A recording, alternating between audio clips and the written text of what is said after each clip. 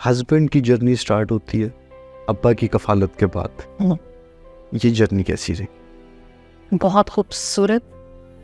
और अभी तक मैं कहती हूँ कि अक्सर लोग कहते हैं ना कि वालिदैन की दुआ जिस काम में शामिल होती है, जिसमें उनकी रजामंदी होती है, वो फिर खुद ब खुद रास्ते क्लियर करता चला जाता है। चैलेंजेस आए, बहुत चैलेंजेस आए, बिकॉज़ शादी के फ़ौरन बाद वालदा का चले जाना, और वो एक इमोशनल ब्रेकडाउन इतना बड़ा था कि नई नई शादी हो और आपको एकदम से ट्रॉमा इतना बड़ा मिल जाए, तो उसमें मेरे ख्याल से हस्बैंड से बेहतर आपको कोई और संभाल नहीं सकता। And I am so lucky कि मुझे उन्होंने कहा कि पढ़ो, मैं साथ हूँ। उन्होंने मुझसे पहले एडमिशन लिया PhD में, लेकिन जब मेरा एडमिशन हुआ तो उन्होंने कहा कि पहले आप कर लो, फिर मैं कर लूँगा। तो उन्होंने अपनी PhD को मेरी वजह से फ्रीज किया। और हर एक मामले में अगर मैंने कहीं जॉब करनी है, कोई शोज़ करने हैं, रेडियो को कैरी ऑन करना है, ही always supported me and said whatever you want to do in your life, do it. I am at your back. Do not worry about anybody कि लोग ज़िंदगी में क्या कहेंगे। ये जो रिग्रेट है ना तुम्हें कि आज ये नहीं किया क्योंकि लोग क्या कहेंगे, ये मेरे होते हुए ज़िंदगी में ना लाना। जब तक मैं हूँ, अल्लाह ताला सलामत रखे मेरे सिर पर हमेशा। कैसी है अपनी ज़िंदगी में? तन्हाई पसंद है कि हजूम पसंद है? हजूम पसंद है। हजूम पसंद। लेकिन हजूम में कई बार अब ऐसा होता है कि शायद बहुत भीड़ में भी ना कभी कभी तन्हा महसूस होता है। तो लेकिन अच्छा लगता है मुझे लोगों का आना जाना, चहलकदमी, बातें, खुशियाँ, मुस्कुराहटें। ज़िंदगी में जो मुस्कुराहटें आपके वालिदैन के साथ उनकी ज़िंदगी में होते हुए मिलती हैं, वो दोबारा नहीं मिलती।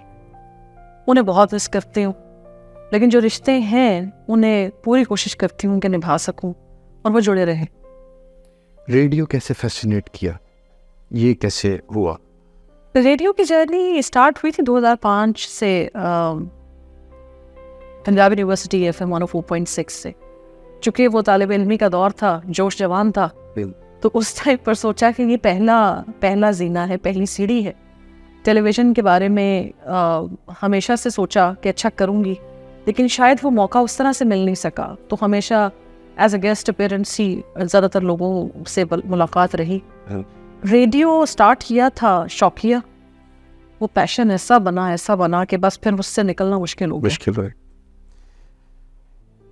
मेजॉरिटी रेडियो के एंकर, उनको लिखने का भी शौक होता है। लिखती हैं आप?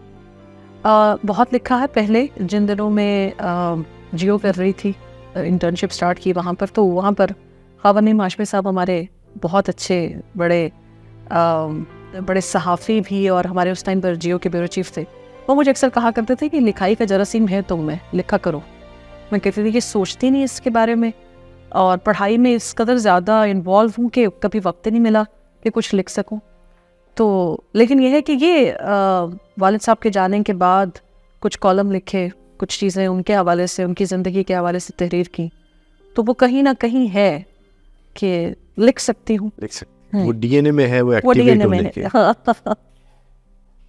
गुस्से वाली है या अमन पसंद है? It again depends upon the situation.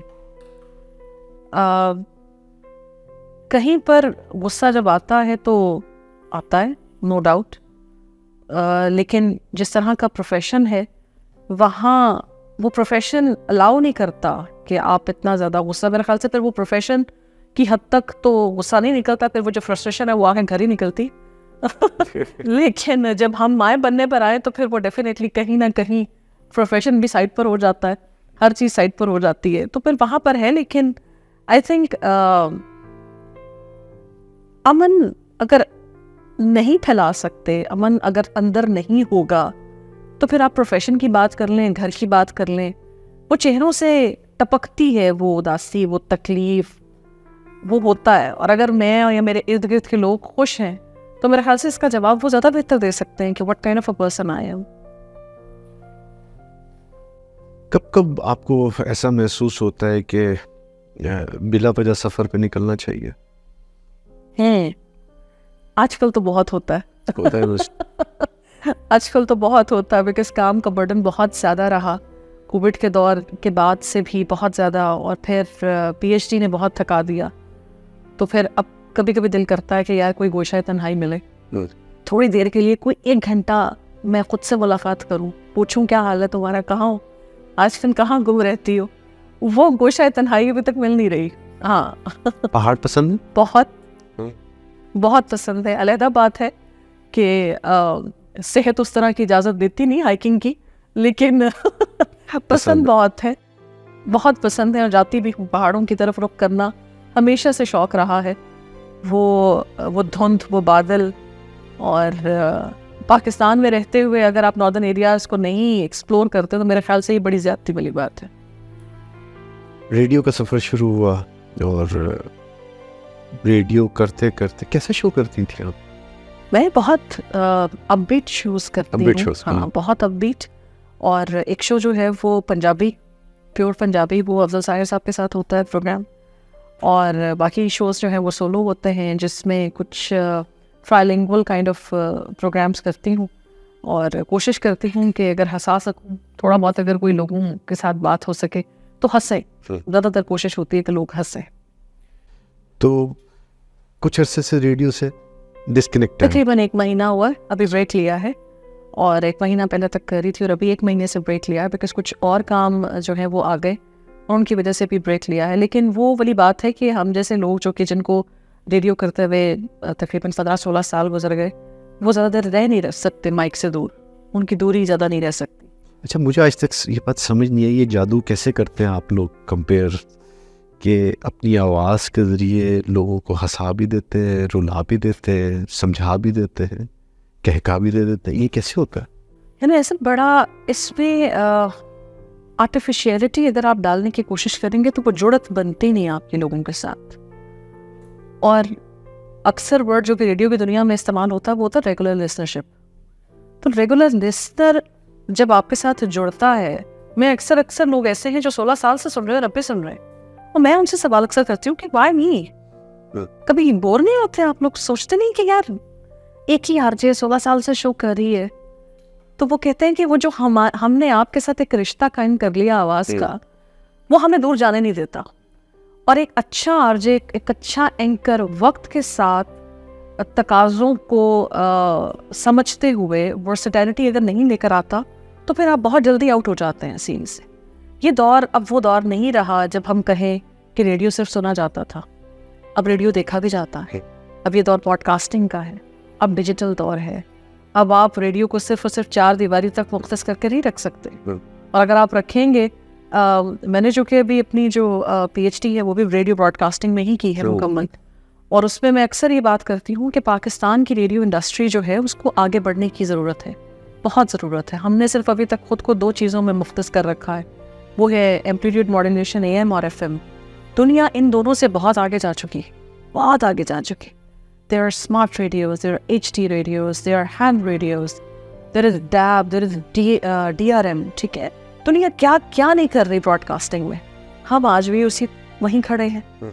तो क्यों नहीं सोचा जाता पाकिस्तानी ब्रॉडकास्ट इंडस्ट्री के बारे में कि इसको आगे लेकर जाया जाए? बहुत खूबसूरत आवाज़ें हैं यहाँ, बहुत टैलेंट है पाकिस्तानी इंडस्ट्री में, बहुत टैलेंट है। लेकिन अब सुना है कि रेडियो पाकिस्तान ने आगाज़ किया है डिजिटल ऑडियो ब्रॉडकास्टिंग का, उसके लिए सेटअप लगाए हैं। उम्मीद तो है कि इंशाल्लाह वो जल्द से जल्द डिजिटल रिसीवर्स पर हम शिफ्ट करेंगे और पाकिस्तान की ब्रॉडकास्ट इंडस्ट्री जो है वो एक कदम आगे बढ़ेगी। रेडियो, अगर हम रेडियो पाकिस्तान की बात करें, आप आज जितने लेजेंड्स हैं वो उनकी बिगनिंग रेडियो है। हाँ।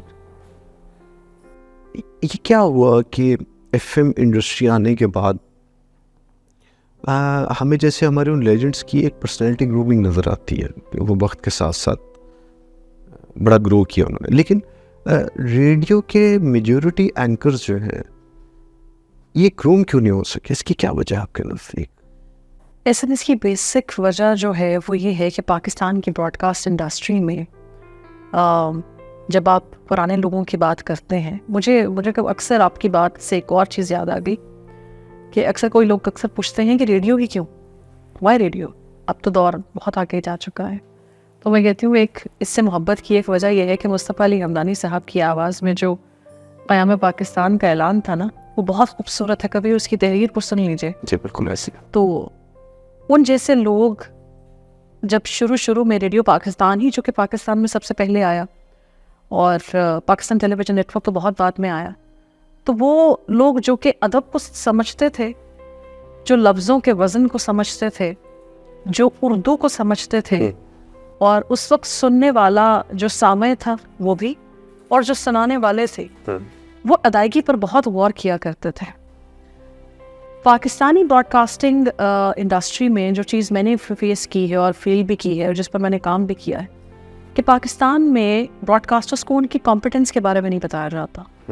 कोई ऐसा कॉम्पिटेंसी मॉडल मौजूद नहीं है जिसको हम ब्रॉडकास्टर्स के सामने रखें और उन्हें कहें ये वो सेट पैटर्न है कि अगर आपने जब सेलेक्ट होना है, जब आपने किसी रेडियो को ज्वाइन करना है, तो अगर आप इस क्राइटेरिया पर फिट बैठते हैं then you can be the anchor person. यहाँ सिर्फ सिलेक्शन के टाइम पर दो चीज़ें देखी जाती हैं, आवाज़ खूबसूरत है और एजुकेशन क्या है, ठीक है। और कई बार तो एजुकेशन को भी मद्देनजर नहीं रखा जाता, विद ड्यू रिस्पेक्ट। तो जब आप इन दो चीज़ों पर एक बंदे को माइक पकड़ा देंगे तो फिर आप उनसे जो है वो उम्मीद ना रखें कि लोग ये समझ सकते हैं कि टाइम इज़ मनी का कॉन्सेप्ट है। फिर लोग समझ सकते हैं कि ये जो एक सेकंड ऑन एयर जाता है कि कितनी इम्पोर्टेंस इसकी है। लोगों ने ब्रॉडकास्टिंग को स्लैंग लैंग्वेज में बदल दिया। लोगों ने ब्रॉडकास्टिंग में कम्युनिकेशन स्किल्स को भुला दिया। उन्होंने ये छोड़ दिया कि अच्छा अगर कोई चीज़, कोई लफ्ज़ जो है अगर वो नहीं बयान करना आता तो पहले ज़रा देख तो लें कि इसकी प्रोनाउंसिएशन है क्या, ये अदा कैसे होगा। लोगों ने उर्दू को समझना, मैं भी कोई इतनी बहुत दकीक उर्दू नहीं जानती और कोशिश करती हूँ कि कुछ पढ़ सकूँ, कुछ सीख सकूँ या कुछ अगर लोगों तक पहुँचा सकूँ तो खुद की पहले तस्दीक कर लूँ कि अगर ये बात ऑन एयर जानी है तो ये ठीक है, ये ऑथेंटिक है। तो कहीं ना कहीं मुझे ऐसा लगता है कि वो ऑथेंटिसिटी, कहीं ना कहीं वो सेट पैटर्न्स जो एक एंकर पर्सन को जिस पर गौर करना चाहिए, वो उसकी अदायगी कैसी होगी, उसके बोलचाल का तरीका कैसा होगा, उसने टॉक टाइम कितना लेना है, उसने कब लिंक देना है, उसने कब ब्रेक लेनी है और ब्रेक भी कैसे लेनी है, और फिर वापस आना है तो कैसे आना है। ये वो बेसिक ट्रेनिंग्स हैं जो एंकर्स को ऑन एयर करने से पहले सिखाई जानी चाहिए। हमारे यहाँ तो जब आज सिलेक्शन हुई तो कल आपको माइक मिल जाता है। तो जब आपको माइक की रसाई इतनी आसानी से दे दी गई, फिर आप उनसे वो चीज़ एक्सपेक्ट ना करें कि ये प्रोफेशनल क्यों नहीं है, या फिर आपको एंकर बैठा मिलेगा जो कि आकर सडनली उसका मूड समझ में नहीं आ रहा तो चलो आज 2 घंटे मौसम पर ही बात कर लें। आप ये बात समझने की कोशिश करेंगे, एक तो आपका मियाँ थानेदार और दूसरी बात ये है कि मुझे आने में थोड़ा सा वक्त लग जाएगा, लेकिन उस बंदी ने बात नहीं मानी और जब तक मैं नहीं पहुंची निकाह शुरू नहीं हुआ। क्या बात। जितना वो प्रिपेयर होगा मुझे उससे तकरीबन 50% ज़्यादा ही प्रिपेयर होना है और उससे ज़्यादा एनर्जी भी चाहिए। उससे ज़्यादा एनर्जी चाहिए।